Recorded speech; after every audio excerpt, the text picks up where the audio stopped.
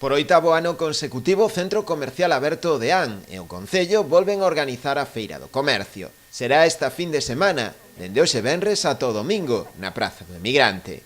Os comercios sacarán á rúa as súas tendas para ofrecer os seus produtos aos potenciais clientes que se acheguen ata a praza. Non será un outlet ao uso, co fin de eliminar estocaxe, senón que os establecementos levarán mercadoría actual, que ofrecerán a uns prezos moi competitivos. A mercancía é actual.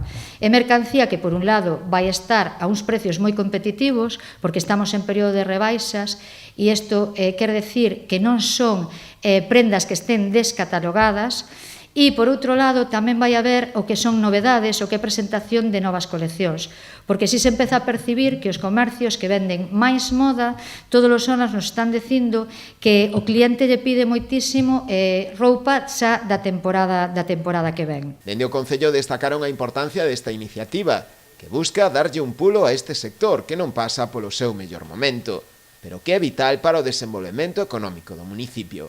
Este é para nós un evento importantísimo dentro do Concello que